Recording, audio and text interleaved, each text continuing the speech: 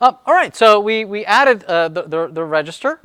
One of the things that we'd like to be able to do is maybe retrieve, how many people are there, right? For instance, if you're working on the user admin, right, you'd like to be able to see the list of all the users that are out there, right?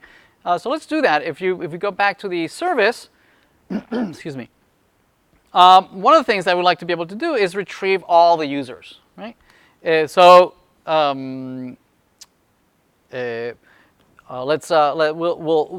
be probably a read-only operation. I want to read the list of users.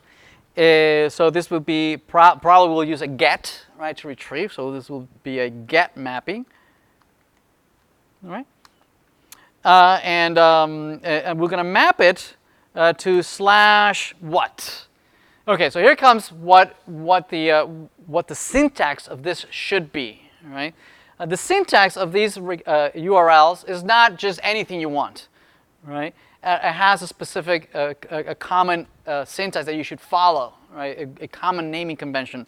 One of the things that should be here is what type of object are you talking about, right? What are you manipulating, right? In this case, it's users. Right? So somewhere in the name of the mapping should be user, right? The other thing that should be here is that your server is not only retrieving data, like over here, right? We're retrieving data. It's also hosting static content like HTML and JavaScript files, right? And so some URLs are treated differently than other URLs, right? Like slash login something.html is treated differently than /register, right? One is only exclusively meant for data access or data I/O, whereas the other one is meant for human consumption, rendering something for the user. Yes, so that we need to come up with a naming convention that definitely distinguishes the role of this URL.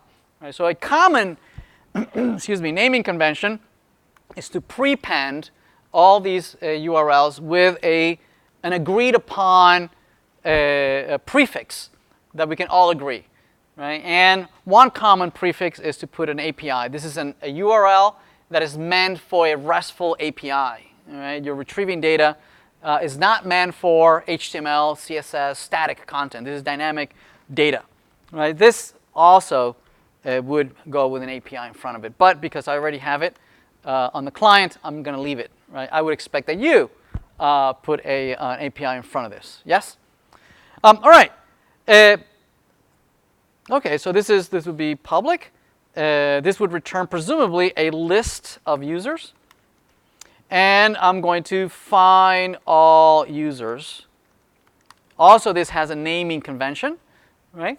When you're retrieving data, it's very common to call your functions finder methods. They all start with find, followed by some criteria. Okay? In here, there is no criteria. I mean, I want all of them, right? So you have the all, find all, right? But then followed also by what is it that you're retrieving. In this case, it's users. Okay? So don't just do find all, right, because it's implied that it's users. Add also what is that you're retrieving. Okay, so let's get mapping here. We're going to import. I misspelled it. It's get import. And the list I also need to import. Java util. And what are we doing here? So we're going to use the same exact user repository. And we're going to do notice that it has a generic find all. See that? It has a generic find all. Because it could be used across any table, right? We configured it earlier, right? It knows how to retrieve from the user table specifically. And this returns an iterable, but really what we want to do is cast that to a list of users, and we're going to return that. Right, so let's start the server again. And as that starts up, from the client side, we don't really have a UI for this, right? So the only thing we could possibly do is do a localhost 8080 and actually type the URL, api.user/user. And this returns all the users that were there, right?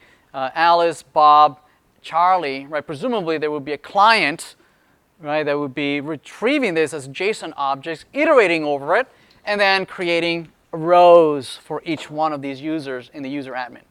Okay? And we will do that next.